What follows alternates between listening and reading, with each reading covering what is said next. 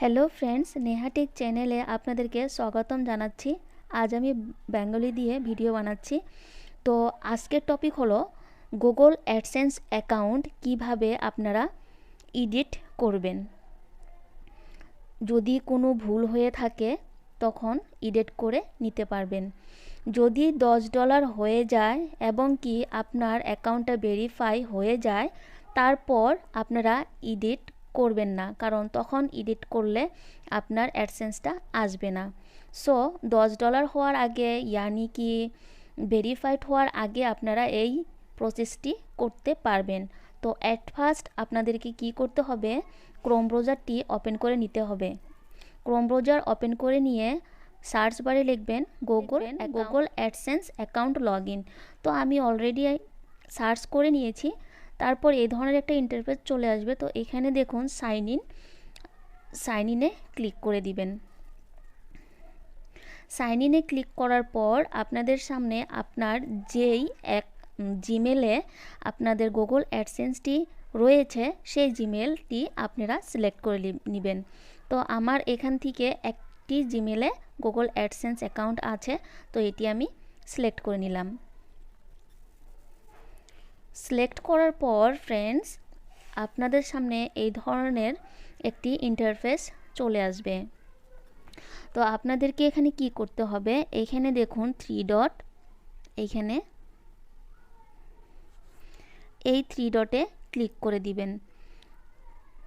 3টা লাইন আছে আর কি, এই 3টা লাইনে ক্লিক করে দিবেন। ক্লিক করার পর এখানে দেখুন পেমেন্টস, তো পেমেন্টসে ক্লিক করবেন। পেমেন্টসে ক্লিক করার পর পেমেন্টস ইনফোতে ক্লিক করে দিবেন।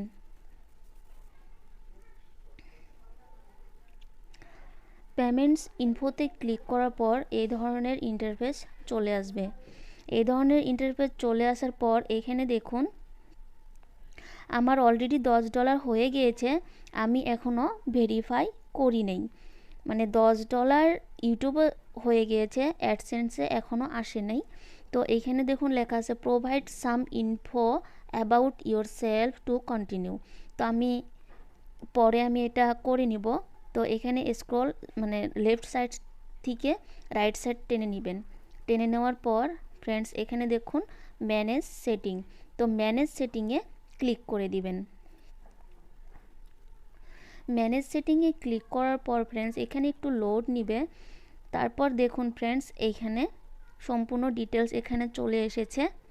তো আপনারা চাইলে এই